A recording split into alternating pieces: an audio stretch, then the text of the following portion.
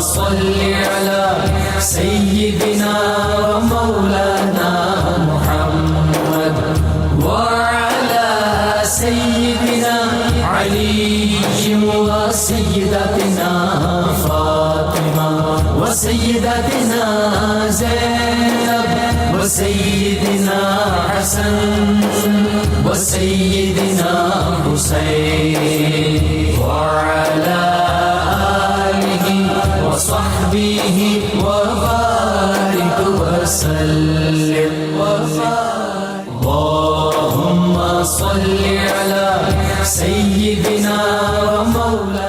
الحمدللہ رب العالمین والصلاة والسلام علی سید الانبیاء والمرسلین. اللہم صلی علی سیدنا و مولانا محمد وعلی آلہ واصحابہ وبارک وسلم وصلی علیہ. دنیا کے تمام دیکھنے والوں کو، تمام چاہنے والوں کو، تمام پیار کرنے والوں کو، اور جہاں جہاں تک اس وقت میری آواز کو سنا اور مجھے دیکھا جا رہا ہے، جنید اقبال کی جانب سے انتہائی محبت کے ساتھ السلام علیکم.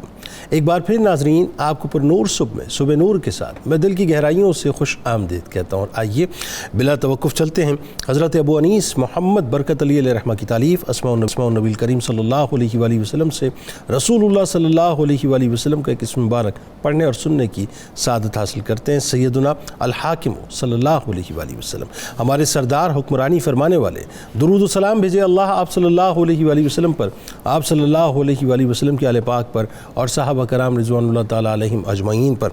حضور نبی کریم صلی اللہ علیہ وآلہ وسلم نے ارشاد فرمایا کہ قیامت کے دن اللہ تعالیٰ 7 لوگ اپنے سائے میں رکھے گا جس دن کسی کا کوئی سایہ نہ ملے گا، اور ان 7 لوگوں میں سے سب سے پہلا شخص عدل و انصاف کرنے والا حکمران ہوگا. ہمارے ساتھ ناظرین آج رہیں، آج سلطان اورنگزیب عالمگیر رحمۃ اللہ علیہ کا انشاءاللہ تذکرہ پاک کریں گے. خاص کر ہندوستانی تو ہمارے ساتھ ضرور اس پروگرام میں رہیں. ناظرین کرام، آج اس عظیم ترین درویش مسلم حکمران کا ذکر خیر کرتے ہیں جن کا نام آج بھی ہندوستان کے انتہا پسند اور تعصب زدہ ہندوؤں کے دلوں میں پھانس کی طرح چپتا ہے، جن کو علامہ اقبال علیہ رحمہ نے اس خطے میں دین حق کا محافظ اور اسلام کے ترکش کا آخری تیر قرار دیا تھا، جنہوں نے تقریباً 49 برس تک کم و بیش 15 کروڑ افراد پر حکومت کی. اورنگزیب عالمگیر رحمۃ اللہ علیہ کی فوجیں ناظرین دنیا کی طاقتور ترین فوجیں تھیں.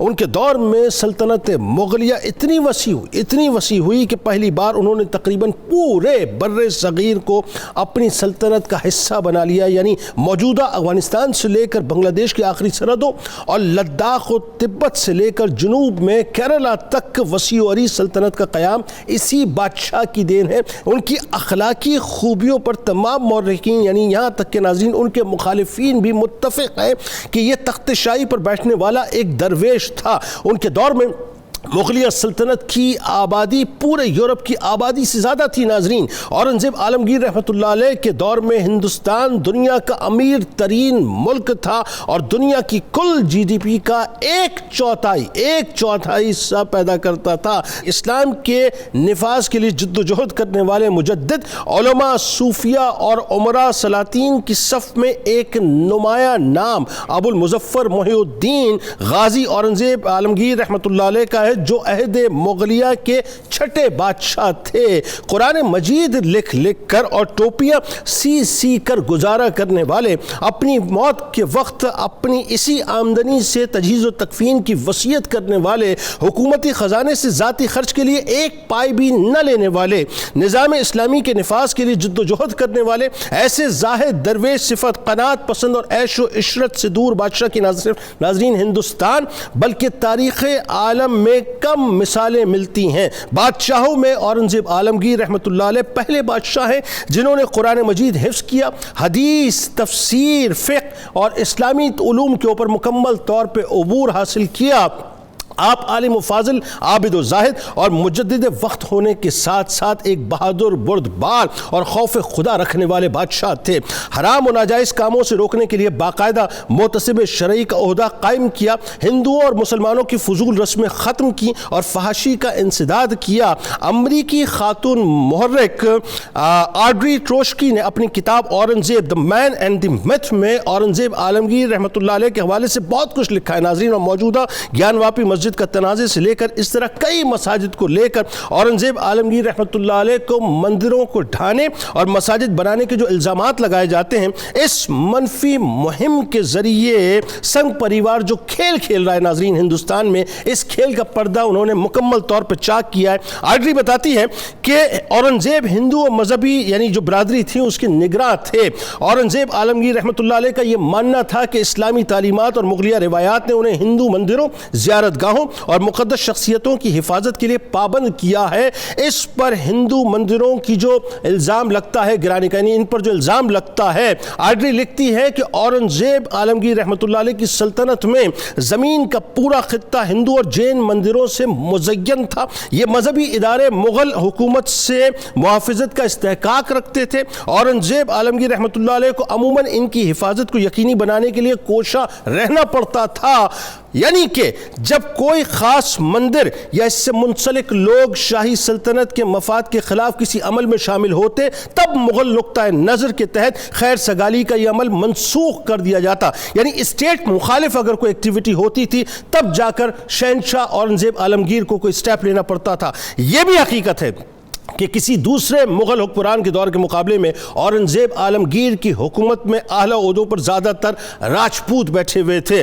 در حقیقت جتنے ٹیکس اورنگزیب عالمگیر نے معاف کیے، تاریخ میں اس کی مثال نہیں ملتی، جیسے گنگا پوجا ٹیکس، گنگا اشنان ٹیکس، گنگا میں مردوں کو بہانے کے ٹیکس، یہ سارے ٹیکسز اورنگزیب عالمگیر نے معاف کیے، اور بنارس کے پنڈتوں کو حفاظت کا جو فرمان جاری کیا وہ بھی اورنگزیب عالمگیر۔ سب سے پہلے اورنگزیب عالمگیر رحمۃ اللہ علیہ کا بنیادی تعارف، تحصیل علم، اساتذہ، بیت اور علمی مقام و مرتبہ۔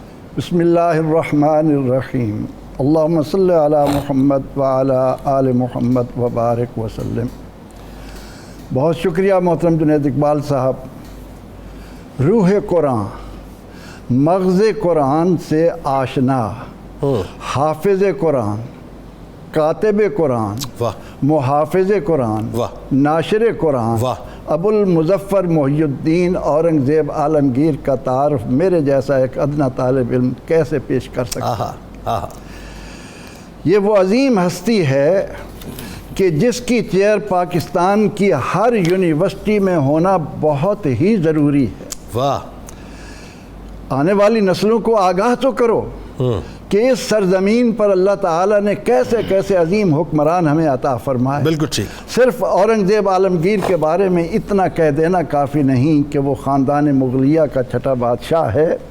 آپ سے پہلے ظہیر الدین بابر، محمد ہمایوں اور جلال الدین اکبر اور جہانگیر اور شاہ جہان آئے، لیکن نہیں، اورنگزیب عالمگیر اپنی ذات میں اتنی بلندیوں پر فائز ہے کہ ان کا تعارف پیش کرتے ہوئے علامہ اقبال علیہ رحمہ جیسا آدمی کہتا ہے کہ شمع توحید را پروانہ بود، چوں ابراہیم اندری بت خانہ بود، کہ وہ تو شمع توحید کا پروانہ تھا، اور اس کی حیثیت اس کائنات میں اس طرح ہے جیسے بت خانے میں سیدنا ابراہیم علیہ السلام کی تھی۔ اللہ!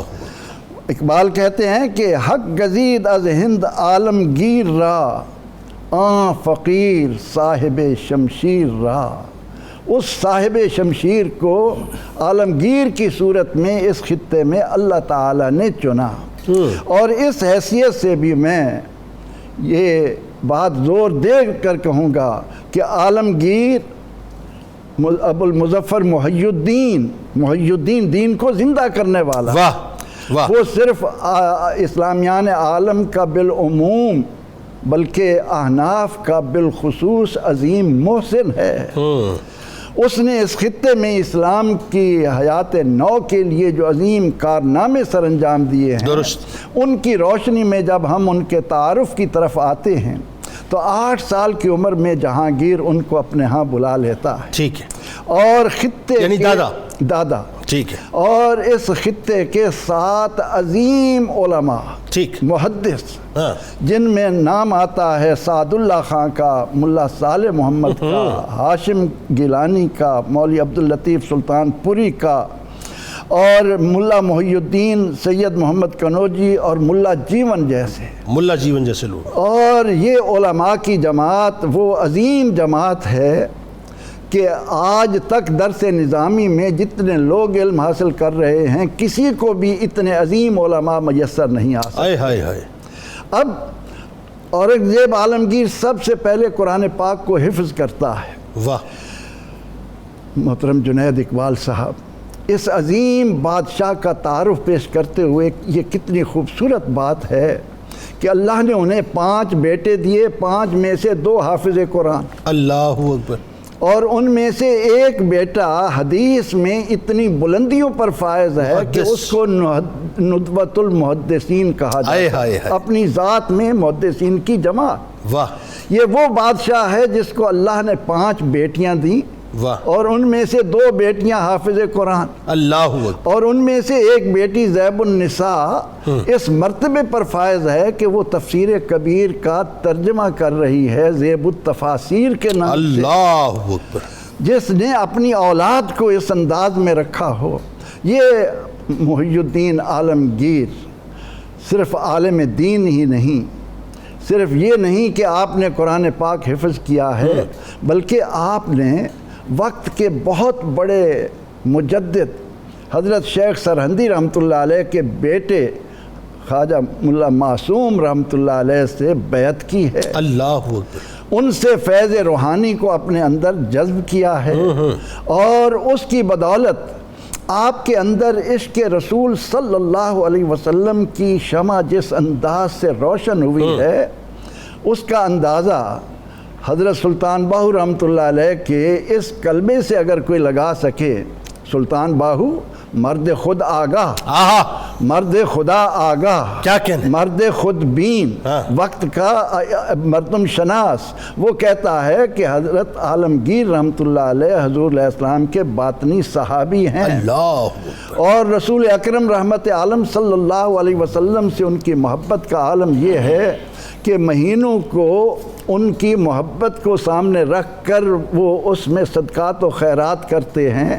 محرم آتا ہے تو 10,000، ربیع الاول آتا ہے تو 12,000، رجب حضور علیہ، شعبان حضور علیہ السلام کا مہینہ آتا ہے تو 15,000، رمضان المبارک آتا ہے تو 30,000۔ یہ ان کا یعنی رسول اکرم رحمت عالم صلی اللہ علیہ وسلم کے ساتھ، تو وہ اس خطے کا عظیم بادشاہ، عظیم رہنما، جن کو سامنے رکھتے ہوئے اس پروگرام کے توسط سے پھر میں یہ زور دے کر کہوں گا کہ ہائر ایجوکیشن کی ذمہ داری ہے کہ پاکستان کو اگر حقیقی معنوں میں استحکام بخشنا ہے تو ہر یونیورسٹی میں ان کے نام کی ایک چیئر ضرور بالکل ٹھیک، بالکل ٹھیک، بات آگے بڑھاتے ہیں اور یہ بات درست ہے، بالکل صحیح۔ اور پروفیسر صاحب ان کا عہد حکومت بتائیے، اس پہ آگے جا کے بات کرتے ہیں، لیکن شجاعت و بہادری کے بارے میں بتائیے، پھر اس دور کے حالات اور واقعات، فتوحات، پھر جو ایکسپینشنز ہوئی ہیں اس دور میں، بتائیے ذرا۔ بہت بہت شکریہ۔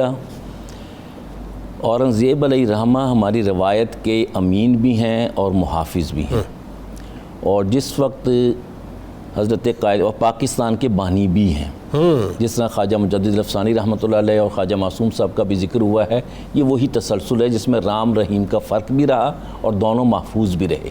مکسچر جو ہے یہ تباہی لاتا ہے۔ دوسری بات، جب حضرت قائد اعظم علیہ الرحمہ کی تدفین ہو رہی تھی تو تدفین کرنے والوں میں علماء میں سے مولانا شبیر احمد عثمانی صاحب بھی تھے، دیگر بھی، ان کا ایک جملہ ہے کہ آج اورنگزیب علیہ الرحمہ کے بعد ہم سب سے بڑا مسلمان خطے کا دفنا رہے۔ اللہ، قائد اعظم اور اورنگزیب علیہ الرحمہ کی یہ مطابقت ہے۔ دوسری بات، اورنگزیب علیہ الرحمہ کو سمجھیں گے تو پاکستان مستحکم ہوگا، نہیں سمجھیں گے تو یہی حال ہوگا جیسے ابھی آپ نے کہا کہ انڈین مسلمز کو بھی نہیں پتہ کہ یہ شخص کیا ہے۔ بالکل ٹھیک۔ اس کی خوبی یہ تھی کہ انہوں نے رعایا کے ساتھ کوئی مداخلت کسی معاملے میں نہیں کی۔ صحیح۔ ریاست کا حق ہے کہ تحفظ دے، ریاست کا حق ہے کہ انصاف فراہم کرے، بالکل ٹھیک ہے۔ ریاست کا حق ہے کہ ان کے معاشی، سماجی، مذہبی امور کی محافظت کرے، اور ریاست کا حق ہے کہ وہ تمام رعایا کی حفاظت کے لیے مضبوط بھی ہو۔ یہ سب چیزیں یہاں پائی جاتی ہیں۔ دو چیزیں آپ نے اہم بتانی ہیں، ان کے ایک تو دور کے حالات و واقعات اور فتوحات۔ ہاں جی۔ اب یہ کہ اورنگزیب علیہ الرحمہ کی کوئی مثال پوری دنیا میں کسی سے کہیں نہیں ملے گی۔ ٹھیک۔ ان کا نظام کا استحکام کا یہ عالم تھا کہ تقریباً 50 سال ہیں اور یہ سینٹر سے یعنی فیڈرل گورنمنٹ سے دہلی سے دور رہے ہیں. ٹھیک. اور دوری کا یہ عالم ہے کہ 25 سال افغانوں سے لڑتے رہے ہیں اور 25 سال دکن میں لڑتے رہے ہیں. ٹھیک. مگر جو سرحدیں بڑھیں اس میں حیدرآباد مکمل شامل ہوا, اس میں گولکنڈہ بیجاپور شامل ہوا, اوپر تبت اور کیا کہتے ہیں آسام اور چٹگام, اس طرح کی تمام ریاستیں جو آج تصور کیا جا سکتا ہے کہ بر صغیر ایک وحدت ہے, تو نہ وہ انگریزوں کو میسر تھی, نہ اکبر کو میسر تھی, نہ اشوک کو میسر تھی. اشوک بھی برہمن نہیں تھا, بدھ تھا. ٹھیک. اور اس نے جو سلطنت پائی تھی اس میں تقریباً 100 بھائیوں کا قتل کیا تھا اس نے.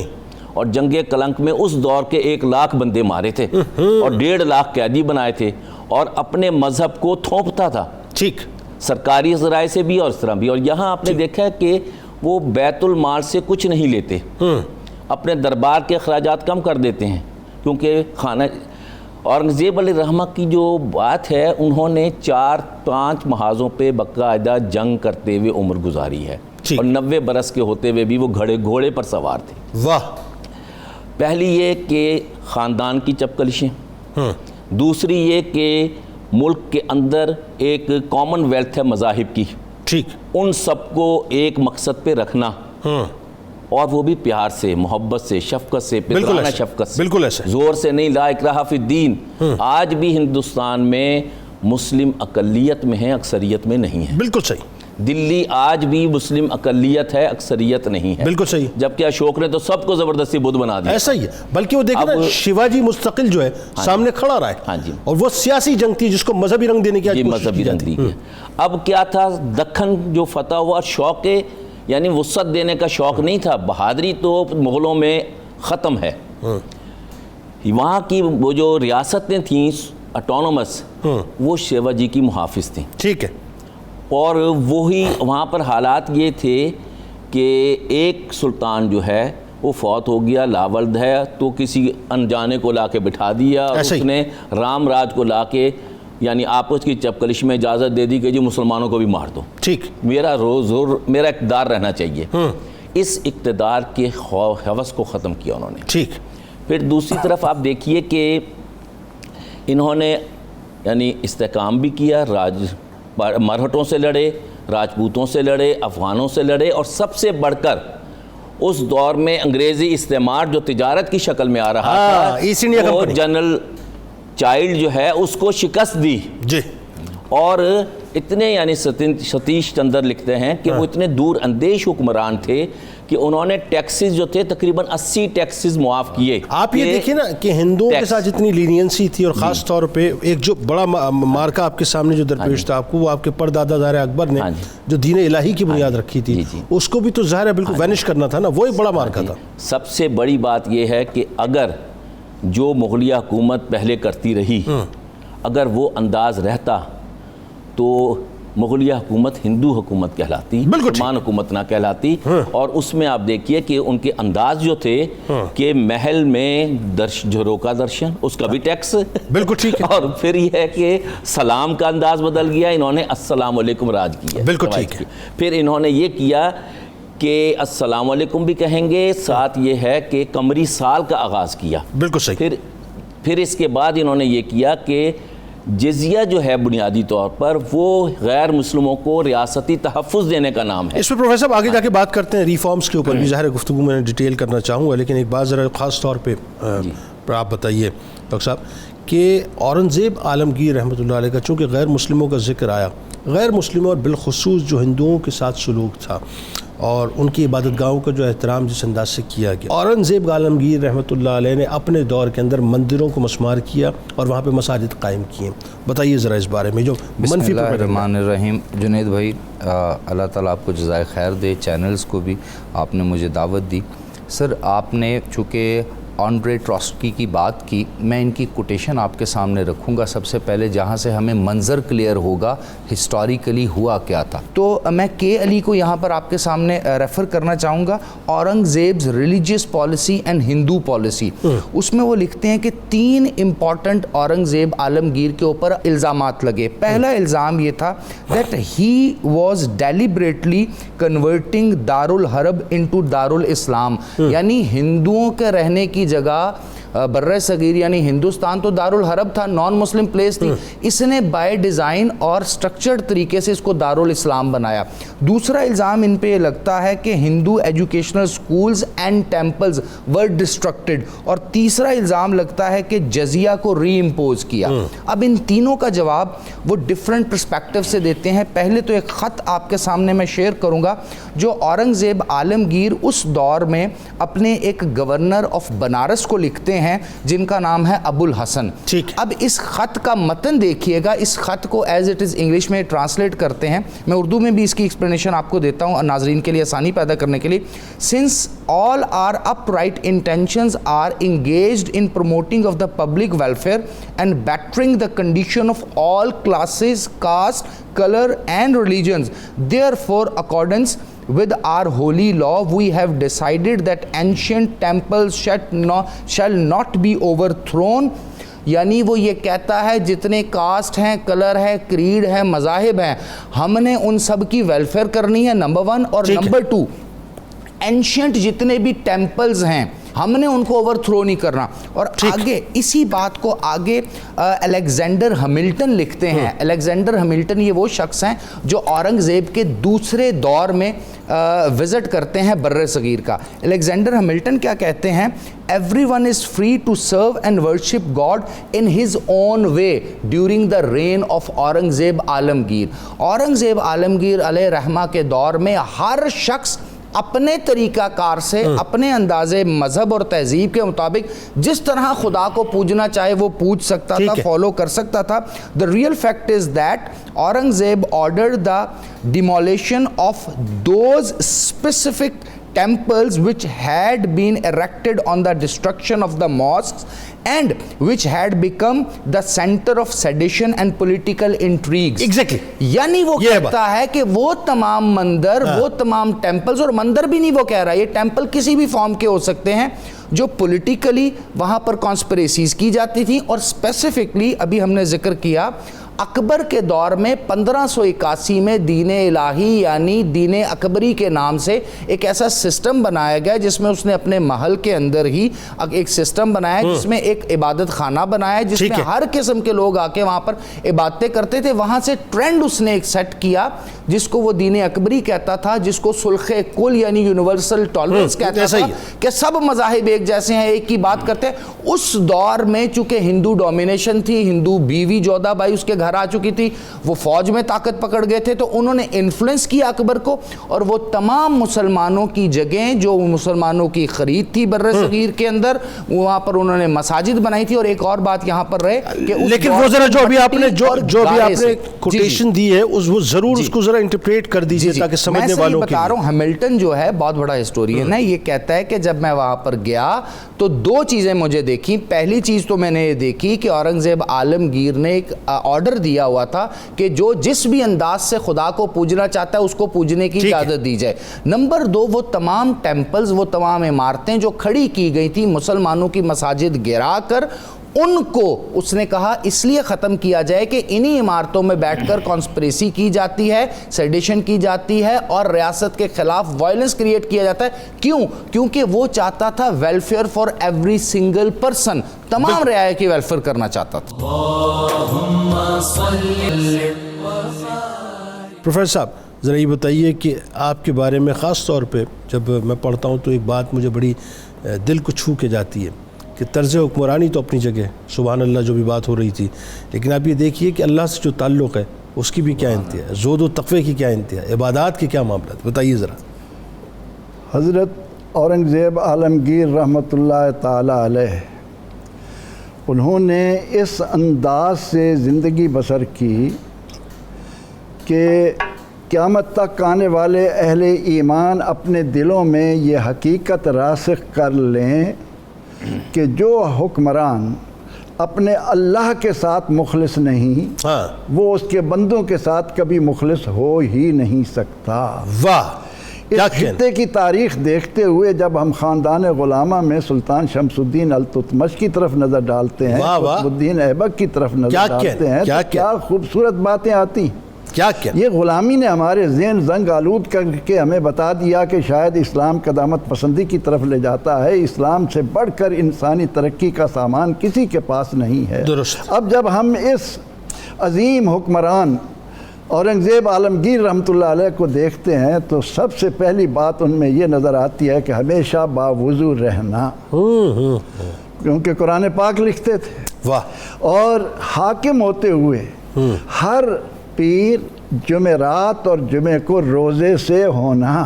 سبحان اللہ سبحان اگر وہ شکار کی غرض سے کہیں دور چلا گیا ہے تو شب جمعہ کی آمد پر فوراً واپس آتے شہر میں کہ کہیں نماز جمعہ قضا نہ ہونے پائے، اللہ، نماز جمعہ نہ اللہ، رہنے پائے۔ اللہ، حاکم میں وقت ہے اسی خطے کا، آئے ہائے اور جس انداز سے انہوں نے اس خطے کے لوگوں کے لیے جان مال اور آبرو کے تحفظ اور ان کی مادی اور دنیاوی ترقی کے سامان دنیا کو دیے وہ کوئی نہیں دے سکا۔ بالکل ایسا ہے۔ اور پھر یہ کہ رمضان المبارک میں آپ کا معمول تھا کہ آدھی رات تک قرآن پاک سننا ہے، سنانا ہے، اور علماء کی صحبت میں بیٹھنا ہے۔ آئے ہائے یہ انہوں نے اپنا ایک انداز بنا رکھا تھا کہ زہد و ورع ایسے ہی نہیں آتی، بلکہ اللہ سے محبت کی بنا پر ان کی خوراک اتنی کم تھی۔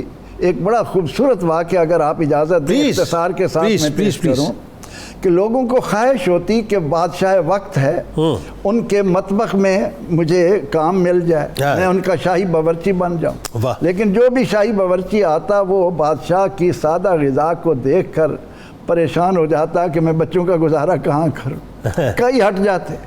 ایک دفعہ ایک باورچی نے عرض کی کہ حضور جان کے امان پاؤں، اتنا تو اجازت ہو میرے بچے پل سکے۔ تو انہوں نے فرمایا کہ جو روزانہ پکاتے ہو نا آج اس کو دگنا کر لینا۔ ٹھیک ہے، وہ دگنا کیا گیا۔ آپ نے تو اپنے اسی انداز کے مطابق، کیونکہ کم کھانا، کم سونا، یہ کم بولنا، یہ اجازت اس کی شریعت دیتی ہے، تو اس نے جب دگنا کیا تو آپ نے اپنے انداز کے مطابق لینے کے بعد کہا کہ باقی تھوڑا تھوڑا میرے ساتھ وزیروں کو دے آؤ۔ اب بادشاہ کی طرف سے تبرک کے طور پر ان کے وزیروں کے پاس جب بھی تحفہ گیا وہ 1-1 لاکھ اس کو دیتے چلے گئے۔ تو عالمگیر رحمۃ اللہ علیہ حضور سید عالم صلی اللہ علیہ وسلم کے سچے عاشقین تھے، متبع تھے۔ سلطان باہو رحمۃ اللہ علیہ نے اپنی کتنی تصانیف میں ان کے نام پر اورنگ شاہی کتاب بھی لکھی ہے اور انہیں بتایا ہے کہ وہ رسول اللہ کا سچا متبع اور عاشق رسول۔ کوئی دوسری رائے نہیں۔ یعنی آپ دیکھیے کہ 15 کروڑ نفوس پر حکمرانی کرنے والے اورنگزیب عالمگیر رحمۃ اللہ علیہ کی راتیں کس انداز سے گزرا کرتی تھیں۔ اچھا، یہ راتیں جب اس انداز سے گزرتی ہیں تو پھر معاشی پالیسیز بھی بالکل صحیح ہوتی ہیں۔ جب راتیں اس طرح گزرتی ہیں تو پھر معاشرتی پالیسیز بھی اچھی ہوتی ہیں، سماجی پالیسیز بھی اچھی ہوتی ہیں، پھر مذہبی انقلاب بھی آتا ہے، اس کے لیے پھر ہمیں جو ہے کمپرومائز نہیں کرنا پڑتا ناموس رسالت اور دیگر معاملات کے اوپر۔ بتائیے ذرا کیا کیا اورنگزیب عالمگیر رحمۃ اللہ۔ ٹائم مختصر ہے۔ پہلی بات تو یہ ہے کہ انہوں نے اپنے دور میں کرپشن ختم کی۔ کرپشن کا طریقہ یہ تھا کہ نذرانے دیے جاتے تھے، اور وہ نذرانے بادشاہ کو تو لاکھوں میں ملتے تھے مگر عوام پس جاتی تھی، انہوں نے سب بند کر دی۔ ٹھیک۔ دوسرا یہ کیا کہ انہوں نے اپنے دفتر کے اخراجات کم کر دیے، ٹھیک، ساری جائیدادیں بیت المال کو دے دیں، واہ 2 گاؤں رکھے اور 1 نمساز واہ معاملہ، اور اس سے وہ دفتری نظام چلتا تھا۔ تیسری بات یہ تھی کہ انصاف جو ہے اس کا عالم یہ تھا کہ غیر مسلم کے لیے بھی اور مسلمان کے لیے بھی رعایا جو ہے، جیسے حضرت قائد اعظم نے کہا تھا کہ state has no concern towards religion, every one is free, وہ جو کانسیپٹ ہے میثاق مدینہ کا وہ وہاں پر نفاذ تھا۔ یعنی کوئی عام آدمی کھڑے ہو کے اور پھر چیلنج کر سکتا تھا، اور پھر کر سکتا تھا۔ اورنگزیب علیہ الرحمہ نے پہلی بار ہندوستان میں ہر شخص کو یہ حق دیا کہ وہ ریاست اور حاکم کے خلاف مقدمہ کر سکتا ہے، اور اس کے لیے ہر صوبے میں، ہر ضلع میں، ہر تحصیل میں یعنی ایک ایک سرکاری وکیل جو فری دیا جاتا تھا کہ آپ اپنا مقدمہ لے کر آئیں، اگر کسی کی زمین پہ قبضہ ہو گیا ہے، کوئی ریاست نے زیادتی کر دیا ہے تو اس کا ازالہ کیا جائے. یہ آج تک کہیں دنیا میں نہیں ہوا. 2-3 بار ان کا دربار رکھتا تھا. دربار دن میں 2 سے 3 بار لگتا تھا، اور کھڑے ہو کے عزت سے وہ ریسیو کرتے تھے عرضی، اور اسی وقت بغیر چشمے کے پڑھتے تھے. یہ اچھا جو ہے نا، قلیل المنام، قلیل الطعام، قلیل الکلام، یہ وہ خوبیاں ہیں جس سے صحت 90 برس میں بھی ٹھیک رہتی ہے. اور انہوں نے کھڑے ہو کے وہ عزت کے ساتھ فیصلے کرتے تھے، اور طاقت کا یہ عالم تھا اور انصاف کا یہ عالم تھا کہ مرزا کام بخش ان کا بیٹا، اس کے ایک ملازم سے قتل ہو جاتا ہے، منصب ریاست اور اس بیٹا جو ہے وہ حمایت کر رہا ہے. انہوں نے کہا کہ یہ کیس عدالت میں ہوگا، عدالتی چارجوئی تک، جو یہ فیصلہ حمایت کر رہا ہے اس کو بھی جیل میں ڈال دو ملزم کے ساتھ. دوسرا یہ کہ بہت بڑے بڑے وہاں پہ قبائل تھے، قبیلے تھے، سادات بارہ تھے، انہوں نے قتل و غارت مچائی، تو انہوں نے کہا جی ہم فیصلہ خود کریں گے. انہوں نے کہا جی عدالت کرے گی، اور آستینے چڑھا کے کہا. اور یہ وہ قوت تھی. راجپوتوں کے ساتھ بھی لڑائی لڑی ہے، اکبر کی طرح دوستی نہیں کی. اگر اسٹیٹ کے خلاف ہیں تو لڑائی ہوگی. اور 1 لاکھ آدمی 1000 فوج کے ساتھ جیت رہا ہے. بہادری کا یہ عالم ہے. بلخ کا آپ کو یاد ہے کہ نماز ظہر ہوئی ہے تو عبدالعزیز خان کہتا ہے کہ جی اس سے لڑنا تقدیر.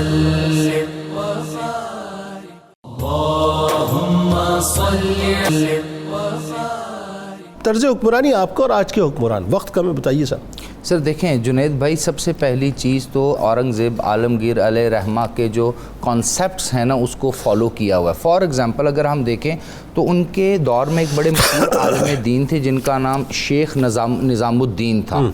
ان کو انہوں نے یہ کہا کہ آپ ایک پورے کا پورا تدریسی سلیبائی ڈیزائن کریں جس کو آج بھی درس نظامی کے طور پہ پڑھایا جاتا ہے. یعنی وہ اتنا انٹلیکچوئل اور اتنا آرگنائزڈ سٹرکچرڈ سلیبس تھا کہ آج تک وہ ایز اٹ از چل رہا ہے. آپ دیکھیے کہ مطلب مدارس کا قیام، پھر اس کے بعد جو اساتذہ کی خدمت، طلباء کے لیے وظیفے، سارے کارنامے آپ کے. اس کے ساتھ ساتھ آپ کا ایک اور آپ نے جو کام کیا، آپ نے جو شمسی کیلنڈر تھا اس کو بدل کر قمری کیلنڈر میں لے کے بالکل ٹھیک ہے. اس کے ساتھ ساتھ آپ نے ایک اور کام کیا جس طرح ابھی آپ نے بتایا کہ انہوں نے ریاست کے اندر یعنی پورے کے پورے بر صغیر پاک و ہند کے اندر عربی مہینے نافذ کیے، اور جو بیسک انسان کی، معاشرے کی، معاشرت کی، سماج کی برائیاں ہیں جس میں بے حیائی ہے، کرپشن ہے، ان تمام چیزوں کا کلا کما کیا اور ہائر لیول پر اس کو آپ نے دیکھا. ابھی پروفیسر صاحب نے بات کی جو ان کے عدلیہ کا نظام تھا. سر اس کے لیے انہوں نے جو سب سے بڑا کام کیا کہ انصاف کی تیز اور بر وقت ترسیل کے لیے انہوں نے اکاؤنٹیبلٹی کورٹس بھی ساتھ ساتھ بنائے، اور بہت بڑی تعداد میں ریاست نے خود قاضیوں کو ہائر کیا اور ان قاضیوں کو کراس چیک یعنی اکاؤنٹیبلٹی کی جاتی تھی. ہمارے احتساب کے ادارے ختم کیے جا رہے ہیں، وہاں اکاؤنٹیبلٹی کورٹس بنائے گئے کراس چیک کرنے کے لیے. پہلی بار دستور العمل کی شکل میں حکمرانی کے آداب سکھائے گئے. فتاوی عالمگیری، دستور العمل، یہ سارا انہی کا کام. 2 جملے، وقت کم ہو گیا، آگے چلنا ہے. جی سر، اگر ہم آپ نے کیونکہ سوال کا دوسرا حصہ پوچھا تھا کہ آج کے حکمران کو کیا کرنا چاہیے، تو پہلے تو سب سے پہلے آج کے حکمران کو یہ دیکھنا چاہیے کہ اس کی ڈائریکشن کیا ہے. تو اورنگزیب عالمگیر صاحب کی حکومت کو، سسٹم کو، علیہ رحمہ کے سسٹم کو دیکھتے ہوئے پہلے اپنی ڈائریکشن ٹھیک کریں، پھر دوسرا ایک اور کام کریں، ویلفیئر سب کے لیے کریں اور اکاؤنٹیبلٹی اکراس دا بورڈ کریں. اور چھوٹے بڑے کا جو سلسلہ آج ہے نا، اشرافیہ ہے، مڈل کلاس ہے، لوور مڈل کلاس ہے، کسی کی سنوائی ہوتی ہے کسی کی، اس نظام کو ختم کیا جائے. اور سر آخری ریکویسٹ، آخری بات یہ کہ جو قاضی ہیں، قاضی وقت بھی ہیں، ان کی بھی اکاؤنٹیبلٹی. بالکل، بہت شکریہ آپ تینوں. اب آپ کا تشریف لائے. ناظرین کرام، کتاب الشفا کی جانب چلتے ہیں. دشمن کو مغلوب کرنے کا عمل آپ کو بتلاتے ہیں. جنگ کی حالت میں اللہ تبارک و تعالیٰ کے اسم مبارک یا خالق کو 300 بار پڑھ کے دشمن کی طرف پھونک دیں، انشاءاللہ دشمن مغلوب ہو جائے گا. حضرت علی کرم اللہ وجہ الکریم کا کمال قول مبارک ہے کہ سب سے اچھا حاکم وہ ہے جو تمام رعیت میں عدل و انصاف کا نظام قائم کرے.